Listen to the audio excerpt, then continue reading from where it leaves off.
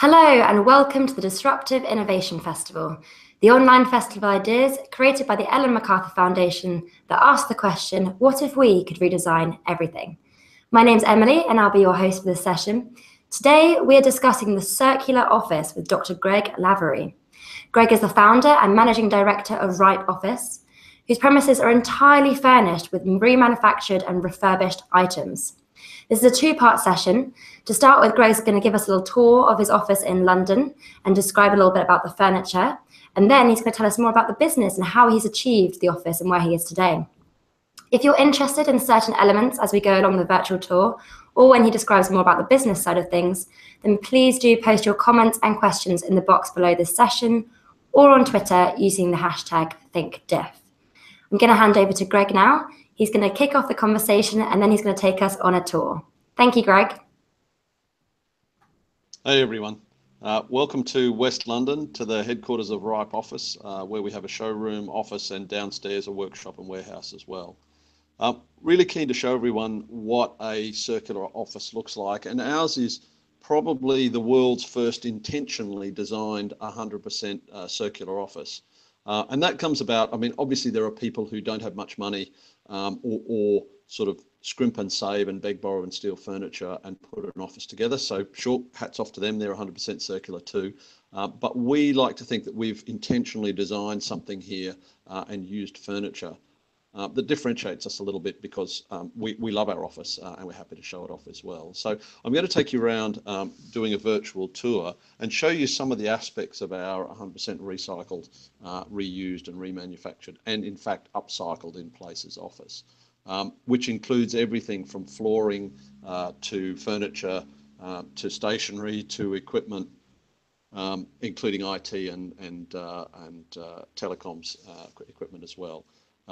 And that's come about through some hard work and some good design. So let me take you around for the virtual tour. There'll be time for questions at the end, so I look forward to hearing your thoughts on that. I'll give you a bit of history as we go, so let's switch across the screen so that you can see what's going on. I'll take my finger off the camera for you. So this is our office here. I'll just do a quick sort of pan around. You can see lots of different types of furniture, and please note that that's not because we can't find more than one piece of good furniture for use in our office. Quite the opposite. This is also our showroom, and we have access to hundreds of each of the pieces of furniture that we show. That's why they're in a showroom come office. There's no one in today. That's because they're out doing things on a couple of projects and downstairs in the workshop. So I might start by moving into the sort of kitchen area. And we redesigned this kitchen, various aspects of it. So for instance, the horrible beech paneling that you can see there in the kitchen units, we took the color out of that because if you use a really deep red color next to a horrible beachy color, it actually changes people's perceptions of the color. And for instance, we did that by upcycling the fridge there. That originally was an Electrolux white fridge. We rewrapped it using car vinyl wrap. I don't know why people wrap their cars, but it's jolly handy for furniture. And we stuck the Ripe name on that in imitation of Smeg fridges. So we've created a little bit of personality there and used the color of that fridge to change that kitchen drastically. You'll note the flooring, a little bit different there. These are luxury vinyl tiles that have a timber finish.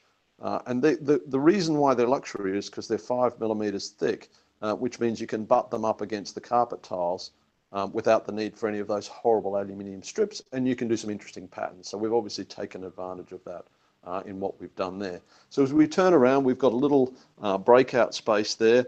The sofas there were actually formerly in a private equity firm, formerly what used to be Barclays Capital, now one of the wealthiest private and most successful private equity firms in the UK. Each of those sofas has had billionaires sitting on it as they've come through that private equity firm. So we were happy to source those. You can see they're in wonderful condition.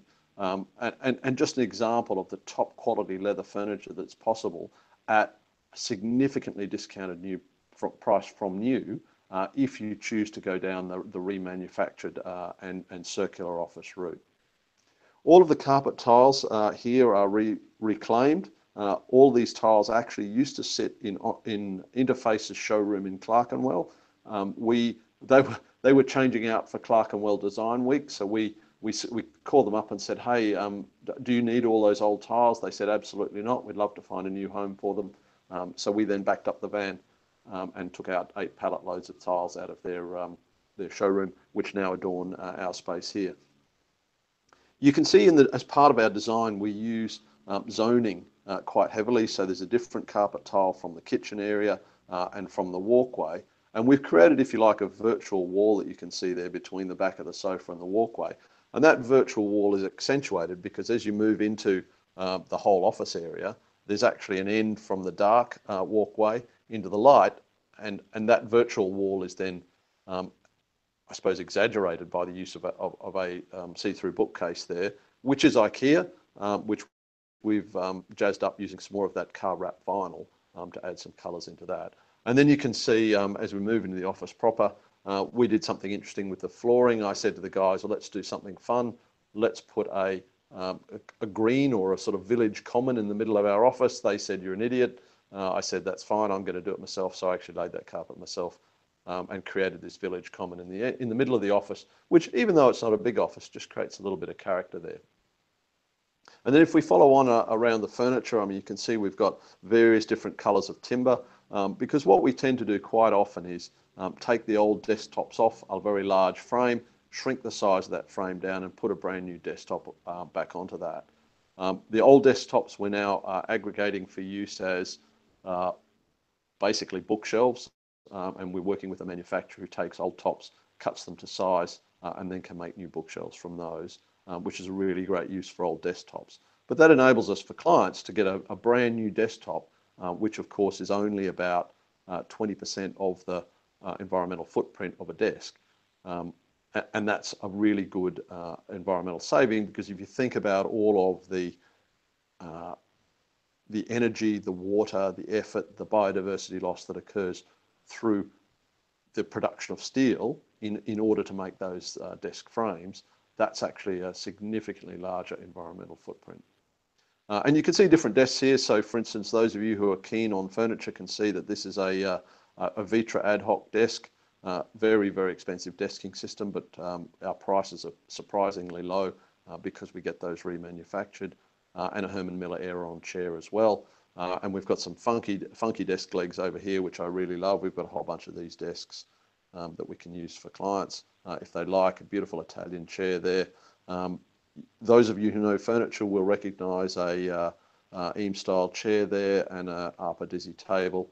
And then we've got sit-stand desk. That's mine over there, where I was speaking to you from a minute ago. And there's another one there from another member of our staff. And then in the foreground now is a G64 chair. I'll tell you a lot more about these. These are remanufactured to the highest standard. We call them sort of G64 remanufactured or G64 pluses. The remanufacturing process, I will note, is really different from what you might expect with a sort of restoration or repair.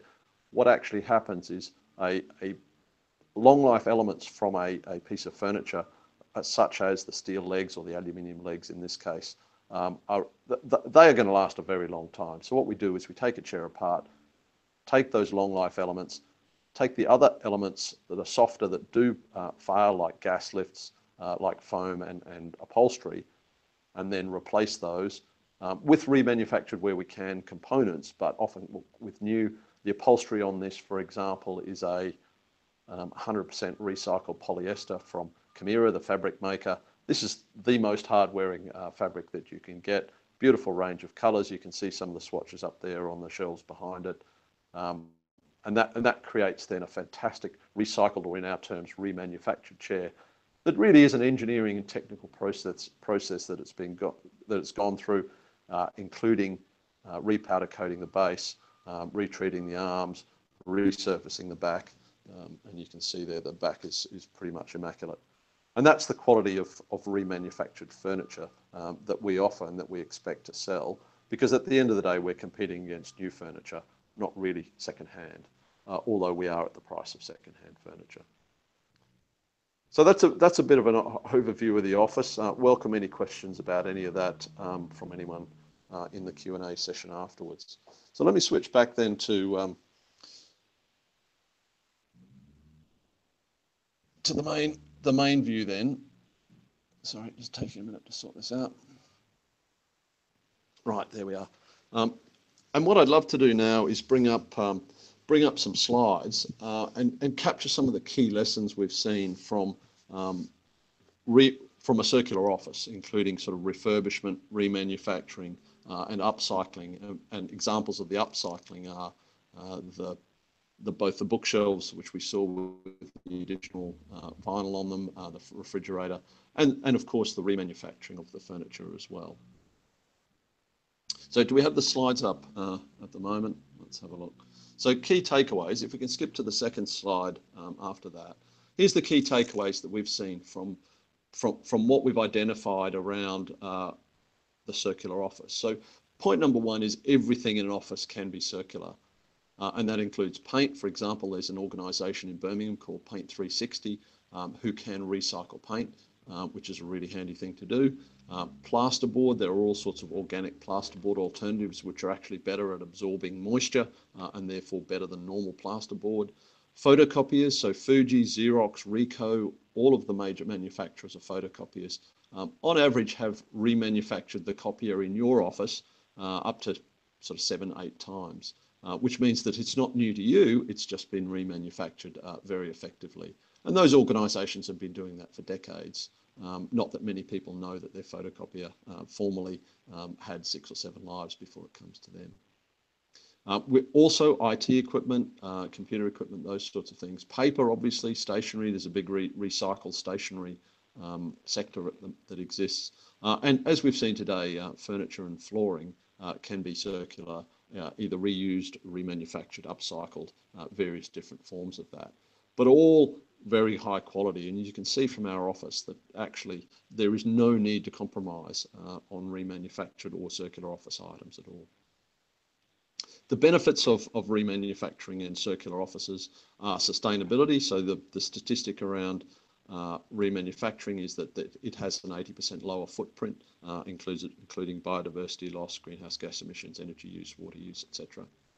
And what we find, in fact, we sell the furniture that we remanufacture at less than half the new list price.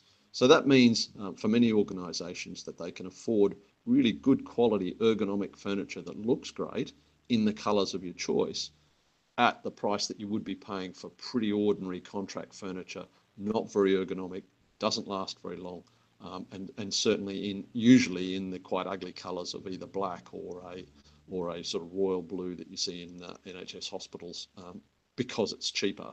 And now we're starting to compete with that furniture from a remanufactured basis. A third point there is that every organisation can do this. And we're talking to all sorts of legal organisations, Legal Sustainability Alliance, for example, right through to accounting institutions, manufacturing companies, not-for-profits, government organisations, including the NHS. All of these organisations and every company has an office, which may not be really big, but on the other hand, it could be huge. And every one of those offices can be completely circular if you want it to be. And all it takes is a little effort to convince the organisation that that's a good thing to do, showing them that there's no compromise on quality and highlighting the enormous cost and environmental benefits from doing that as well. And the final key takeaway that we've found is that a beautiful remanufactured or circular office really requires good design. And often architects or interior designers historically have focused on getting the latest and greatest new furniture into offices.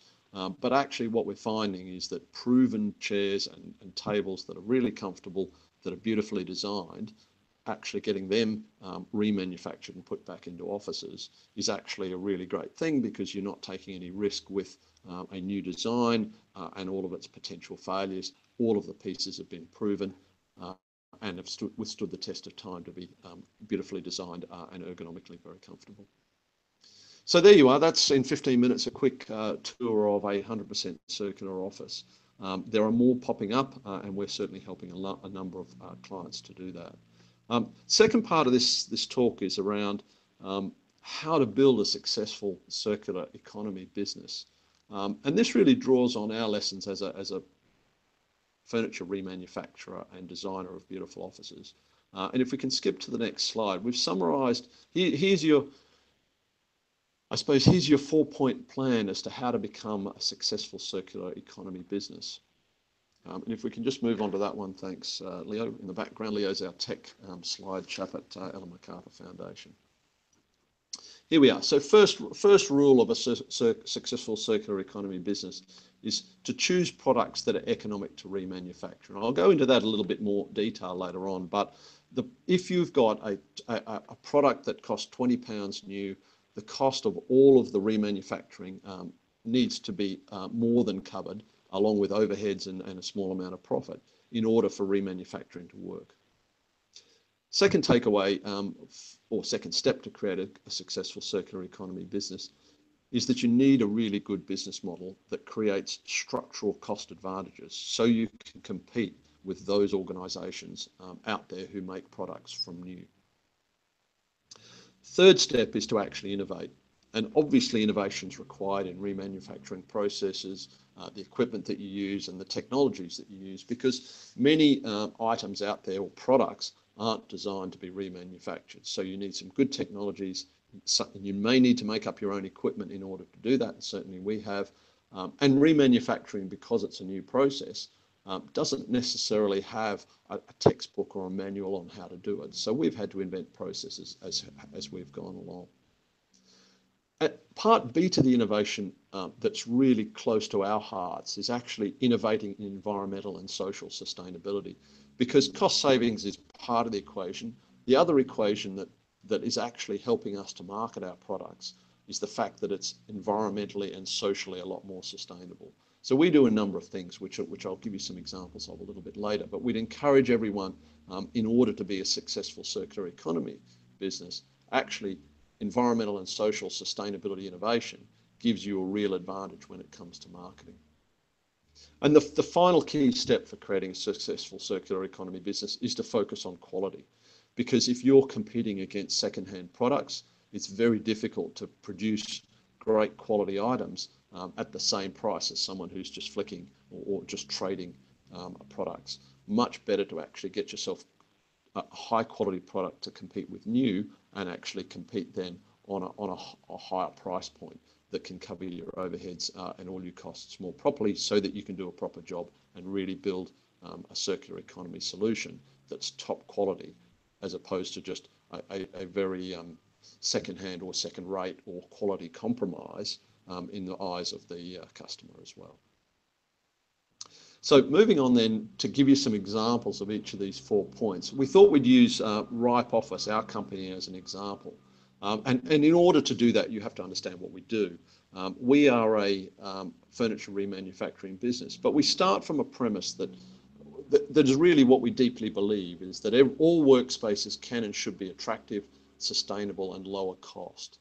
And what we've recognised is that pretty much anyone can go out there and try and find chairs on eBay or Amazon, but eBay is your second-hand option. It can be very nasty experience, because some of those are in Aberdeen, which is great if you live in Aberdeen, but not if you live in London.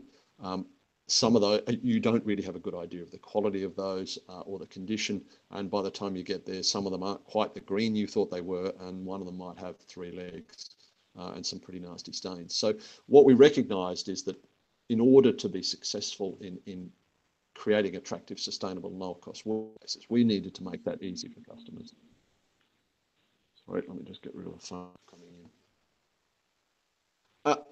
And so what we do is we bring free office design to create wonderful workspaces. And what we find is that most people don't want to pay for design. So we say, look, we'll come up with a wonderful, sustainable, ergonomic, productive office design that will reduce your footprint. And typically we can reduce increase the number of desks in an office and still have a very comfortable office with plenty of breakout spaces by about 10 to 20%, which is we're really happy to do. And then secondly, we offer high quality remanufactured furniture that's lower cost because it's more sustainable for reasons we'll cover in a moment.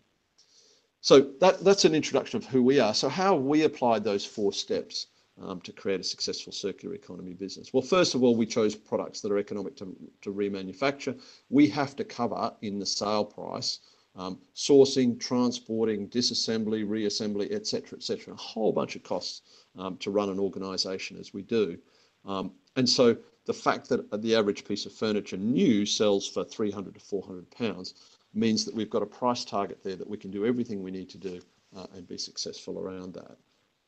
And so, for the example, if we were trying to sell kettles for homes or businesses at 20 quid, there's no way we would be able to just do the logistics of having that come back to our warehouse, fixing it and then getting back to a customer. So that's around the economics. And if we look then at what those economics mean, second point was then choosing a business model. We've chosen a business model, and it turns out that the office furniture sector is highly fragmented, as the management consultants would say. So the current providers are manufacturers. They then sell to dealers. Those dealers sell to interior designers. They then sell to customers who then clear those office using office clearance companies, and those clearance companies then push their furniture onto waste management companies and secondhand dealers. So for our business model to be circular, we really need to be doing all or most of those that we don't do, all those steps in the value chain.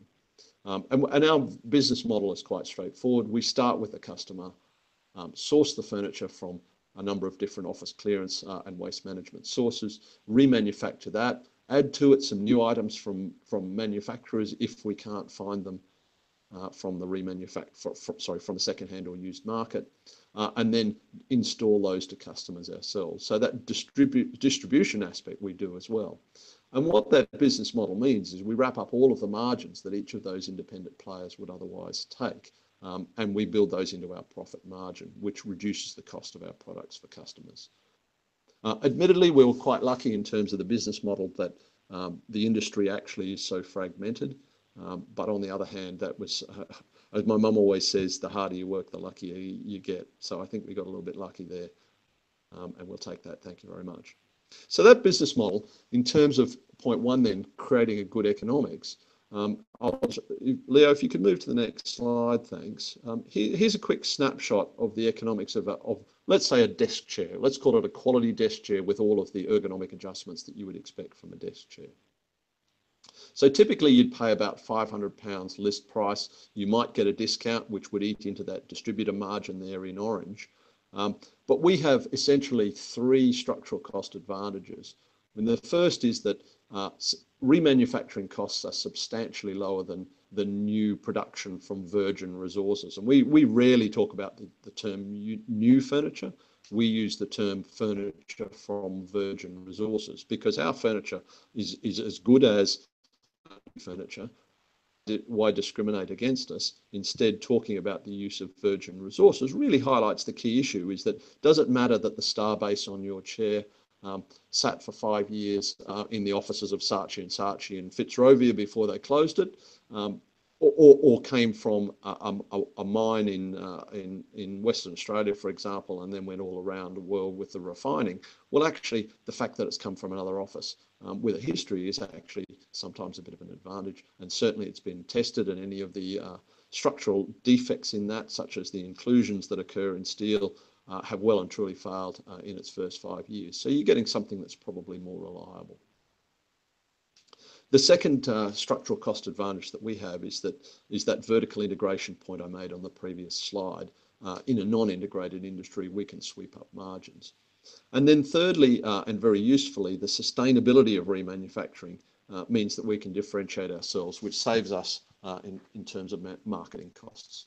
So actually, there's three examples of the sort of structural cost advantages that a circular business model can provide. And choosing your business model, you can see, is pretty important to choose that model carefully in order to build in as many cost advantages as you possibly can.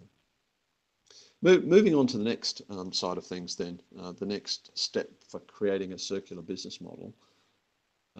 Leo, could you bring up the next slide? Thanks. There you are, the areas of innovation. So we talked briefly before about remanufacturing innovation, and of course that requires innovation around remanufacturing technologies, around logistics, especially the return leg of the logistics, getting products or cores, as we call them, back into our warehouse and workshops. that furniture reacquisition requires more clever ways of thinking about how we sell things. So for instance, we offer leasing of furniture and guaranteed buyback as well if a client chooses to own the furniture outright. A lot of innovation around design, including hacks to make remanufacturing possible, and good design around the products that we develop from scratch. And social sustainability is a really big area for innovation for us. And for example, where we can provide a reasonable period of employment, we actively seek out those who are long-term unemployed with disabilities to help us with furniture remanufacturing and installation as well. And I'll give you an example of that in a moment. Okay, thanks, Leo. On to the next one.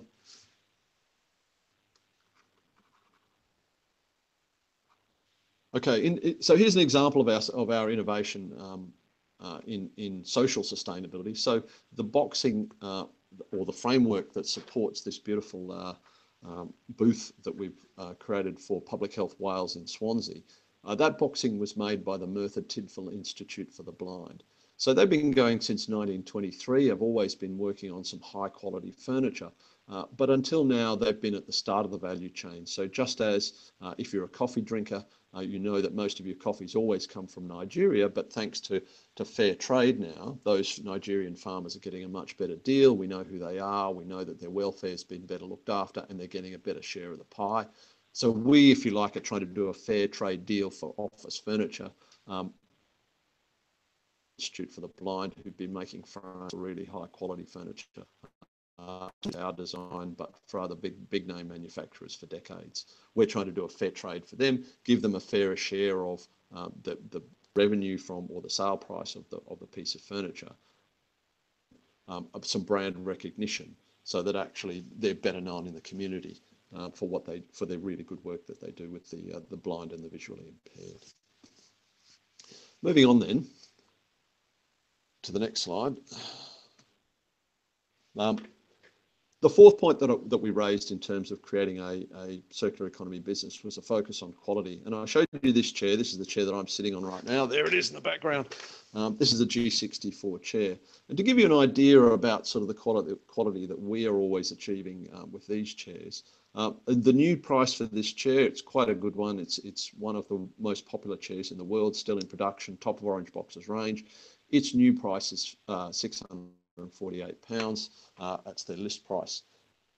Left-hand side, the remanufactured one on the right-hand side, and the fact the one I'm sitting on costs up to £280, depending on how many you buy, which is about a 40% of the cost of that new list price. It actually comes with gas lift. All of the other surfaces have been recoated, as you saw in the one that I'm sitting on. And it comes with a 5-year warranty as new, which is a pretty big bargain, and hence we sell hundreds and hundreds and hundreds of these chairs every year, hopefully thousands next year, because it's such great value. Our officers here sit on them and say, yes, we'll have 200 of those, thank you very much. And we're delighted about that because they look at the quality and say, that's as good as we get brand new. But of course, if you're a distributor who makes a margin on these, you're not going to be so happy about the option that a manufacturer might be offering you to sell remanufactured, because your margins are going to be less. And often these distributors have very high overheads. So there's a lot of pushback from the industry, which we think is just nonsense. So we're actually going around that by doing our own distribution. So remanufacturing is difficult to do. Okay, and moving on from that, I'd like to show you some photos of some of the projects that we've done. So for example, this is the Public Health Wales offices in Cardiff, which we did last year, an award-winning project. 94% of the furniture that you'll see here is actually remanufactured or reused. 13% of the carpet tiles are reclaimed, like in our office, but not quite the 100% that we have. And we were able to employ 8 long-term unemployed with disabilities for a 3-month period. And the great news is 3 of those are now in full-time work, partly as a result of the experience and the skills that we gave them through that experience. Moving through the photos of this pretty quickly, you can see that they're delighted with the quality of the furniture that we're able to deliver. Really nice fresh space. You'll see some Vitra furniture in the background, and again the G64 that I'm sitting on there in the foreground. Looking at this is the kitchen and canteen, mostly remanufactured and restored furniture here. Moving on. This is the canteen. So these days, the framework beneath these booth seats is made by the Merthyr Tydfil Institute for the Blind. There are bookshelves here on this shot. This was the Public Health Wales project in Swansea that we just finished, our second project with Public Health Wales Trust, which is a part of the NHS, who are loving this because they get fantastic furniture. The Green Building Council here, don't blame me for the colours, some work we did with them, creating a beautiful green office. And we can probably quickly flick through the rest of the photos in order to give people plenty of time for questions at the end. So Leo, if you could just flick through these sort of with a bit of time, you can see how flooring can create a really nice fresh space. And we do rugs, as we'll see on the next slide. In order to create sort of differentiated spaces, lots of those banquet seats, and of course, meeting room spaces as well. Pretty much the end of the formal presentation. Love to what any questions that you might have, so that we can get a bit of a conversation and go about circular offices and how to create circular businesses. Great, thank you so much, Greg. That was a really interesting tour of your own office, and it's really great to hear about how you built that up yourself, but also to get a look at some other really funky looking office spaces, particularly like the one in Cardiff, the NHS one. That's fantastic office space. So we've had loads of questions coming in, so I'm just gonna run through them now. So first one is actually from me, if that's okay. So we obviously, DIF is created by the Ellen MacArthur Foundation, and the foundation recently produced a report called Growth Within, and they looked at office space and sort of the underutilized assets within the office space. So I'm really interested to hear what you think is more important, sort of better utilizing space or to have better / more circular furniture. And obviously you're solo in your office right now, which isn't always the case. But how might you better utilize your space, if not everyone's in the office at the same time, for example? Yeah, really good question. And of course, for efficiency of use of furniture and use of space, and of course, buildings which have an enormous footprint, something like 40% of all water and materials go into the creation of buildings, and many of those are office buildings. Reducing the footprint of desks and hot desking is a vital part of that, especially when your ground rents are very high. And we do a lot of that as part of our design. So the trick, though, to improving an office, it isn't about the size of your desk. I mean, traditionally, desks have been quite large, and there's been those sort of corner desks with returns on, because that's where cathode ray tubes came from, and they needed all that space to sit there. Nowadays, you don't need that. Desks can be reduced right down. So what we try and do is actually try and create comfortable offices with additional desks in. And the way we do that is we use a lot of virtual walls. So a hallway that's different from a staffing area where you have desks creates a between people walking, passers-by, and people who are sitting at the desk, avoiding, creating a bit more privacy for those who are sitting at the desk, and avoiding people brushing up against people sitting at the desk, which is a complete disaster, and no one likes that. So using those virtual walls, we can carve out a bit more space. We can reduce desk sizes and team sizes very effectively, which frees up space for breakout spaces. And of course, the problem with a denser office, now, when we have everyone here working hard, there's a bit of noise around, but there's ways to manage those noise. That noise, including sort of good quality headsets for those people who are on the phone, the use of soft furniture, the use of wall hangings, and basically audio screens that actually absorb the sound, acoustic screens that absorb noise, those sorts of things. And we design a lot of those into offices. And they can be also seen as artwork. So the trick is to actually make everything serve a number of purposes. So a acoustic panel on a wall, if it's made to look like a piece of art, which is what we tend to do, actually people think of it as a piece of art making a better office, where actually it's also working very hard to absorb noise, as do those high back banquet seats that I showed you a minute ago. They're very popular because you can have a nice meeting in those, and it sort of comforts you because all of the sound is absorbed around you and you can't hear people sitting just the other side of those. So really good for a denser office, which of course is good for the environment too. Yeah, that's a great answer. I think that's what people might think is an issue. You know, having these open spaces seems like a great idea, but there is all these problems that come with it, aka the noise, pollution. You know, trying to concentrate in certain areas. So that's great that you touched on that just then. So I'm going to move on to another question now from Seb. And I think this relates to, obviously you showed those great images at the end there, and it's fantastic furniture, but you know, do these not look really similar to office spaces that aren't circular? Sort of how do you tell the difference? And what is the market for this? So presumably, and as we know, the furniture is relatively expensive. Is the warranty length the same? Prices vary. So how can you tell the difference between a truly circular office and one that just might be really cool looking, for example? Right. Well, and that's the trick, right? I mean, we love it when I mean, yes, our client sponsor who's looking after the project will know exactly what the furniture is and which pieces are new and which pieces it might be remanufactured or used. But the staff don't most of the time. So staff walk in and go, wow, this is an amazing office. This is fantastic. Let's get going. And what we don't want to do is say, hey, this is all used. We give them an experience. So for instance, desk chairs, we leave them wrapped in the plastic, right? We put plastic on them because we've done a lot of work to bring them back to as new condition. We protect them like new chairs, right? And we like to have people unwrap the chairs because if it's your chair, it's a new experience. Unwrapping is a wonderful experience. And of course, we'll take the bags back and we ask the clients to put all those aside because we only tie a knot in them. So they undo the knot, put the bag aside, and we reuse the bags. But the point is, it should feel like new because everyone likes that new feeling. And in fact, we've failed if someone walks in and goes, oh, this is a pretty average office and gosh, the furniture looks a bit terrible. That's not what we're trying to do at all, right? And why should anyone put up with that?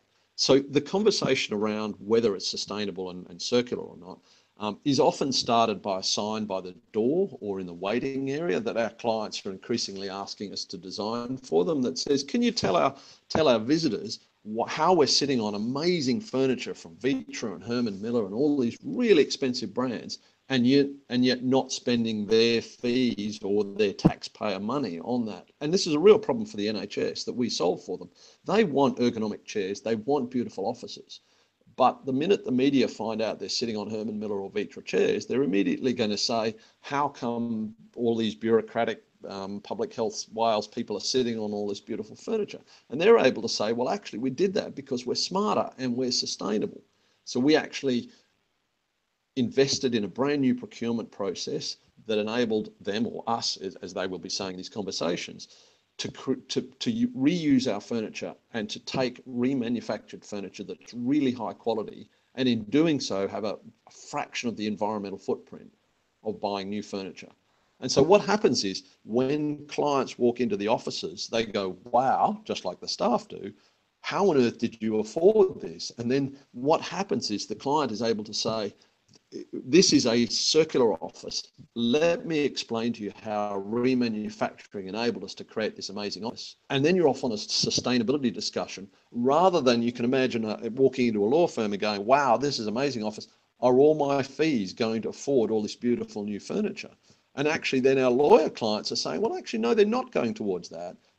What we did is actually a lot smarter and a lot more sustainable because you as our client or their client are into sustainability. Let's have a conversation about a brand new sustainability initiative that we're doing around our furniture. And so if you like, they can have their cake and eat it too, because those clients have not only created a wonderful sustainable office that's beautiful and that's ergonomic, but they've also saved a ton of money as well. So you sort of win all ways round. And the trick is, of course, to convince senior executives that this is a good idea. And that's all about educating on the quality. Yeah, that's a really interesting process that you just described there. And obviously the furniture is so eye-catching, people are going to be intrigued by it. And that's such a good footfall into, you know, the conversation around sustainability and having items that are circular. So yeah, thank you for taking us on that little journey of a client entering the office, opening up their chair. That was great. So we've got another question here from Twitter. And it says, if the economic benefits, or if there are many economic benefits, why isn't everyone sort of doing this? Why is it so hard to get people to adopt, you know, circular offices everywhere? That is a superb question. And I think part of it is just the historical way that everyone's done things. So a company decides their lease runs out or they decide to move office. They say, right, we're all going to get new furniture. Let's do that because we've rebranded. Our colours have changed. The old furniture's looking a bit worn. Fine, we'll just buy new furniture. And that's been partly because it's always been done that way, but partly it's always been done that way because there's been no alternative really. And if you're trying to buy secondhand furniture that isn't remanufactured, you're going to struggle to find more than 50 of anything the same, right? And so if you've got a big office, that's the way things have always been in order to be able to find furniture to meet a nice, coherent and beautiful design. Partly also architects and interior designers don't really get remanufacturing, and that's because it's pretty new. And then there's another answer that is, look, everyone would do it if they knew about it. And what we find is that education is the biggest part of our marketing. And we'd love, in fact, for the help of the audience, if you wanted to go out and talk to your organisations about remanufactured and circular offices, that education is really important, right? Because if you don't know that there's an alternative, how can you choose it? And we find once people know about us, our conversion rate is well over 50 to 60%. So I think at the moment it's sitting about 65% of clients that find out about us that are genuinely moving end up working with us and we do their offices. And we've done over 50 to date.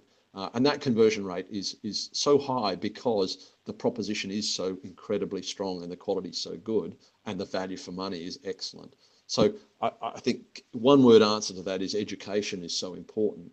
And let's hope that over time, more and more people will learn about remanufacturing and choose that for their offices, because then it just becomes an early adopter into late adopter, and then it becomes the norm, frankly. And we're really hoping that that will occur because there's no shortage of high quality used furniture for us to remanufacture.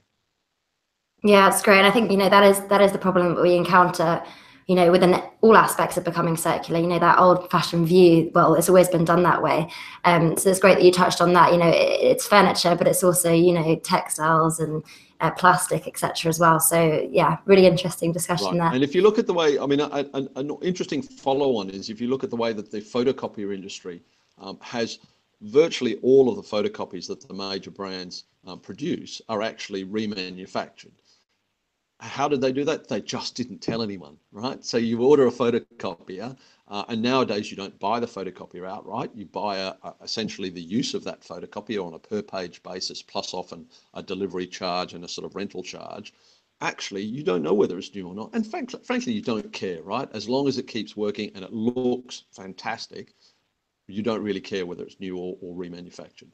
So I think if we could take a page out of the photocopier industry's book, that'd be really great. But unfortunately, furniture, the way people go about choosing their furniture, and because they don't lease furniture very often, it's very difficult to just slip the remanufactured one in there without people knowing. Although increasingly in serviced offices, our service office clients are saying, well, look, we just want good quality furniture. And after 3 years, we want you to take it away and bring us some stuff that looks like brand new as well. Or in fact, remanufacture the existing furniture that they have, because they just want really good looking furniture the whole time. And ultimately, that's what everyone wants, right? It doesn't really matter the fact that the aluminium was forged 5 years ago or it's still beautiful furniture. Yeah. Thanks, Greg. So I think we've got time for one last sort of wrap-up question, because it's been a fantastic discussion, and I'm sorry that it can't go on longer. But so someone on Twitter is really interested to hear sort of how you got into this in the first place. How did you become interested in the circular economy, and what exactly it was that sold it to you? And this is a question that comes up sort of time and time again throughout the DIF.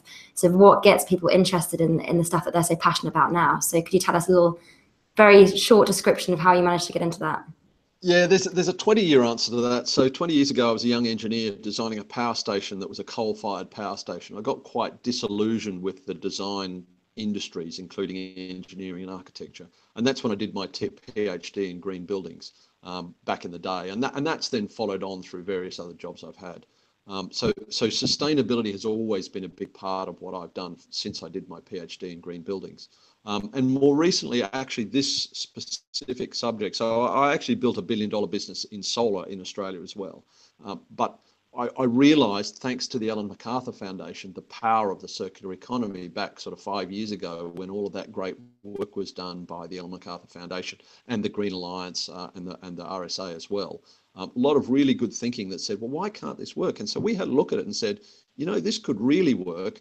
It just needs the right products, and essentially to follow the 4 rules. Now, in retrospect, it's easy to write the 4 steps in that slide that I did. But in hindsight, there were no rules back when we started. So by choosing the right sector, I love office design. It's been something I've been doing all my career.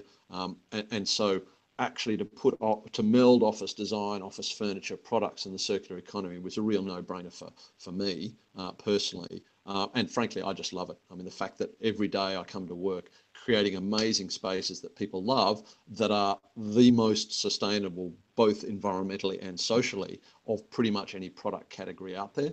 It's a real pleasure to do it. And we love working with clients who have tough design problems or tight offices or ugly offices and turning them into something that's amazing. I mean, it's just a wonderful, wonderful profession to be in.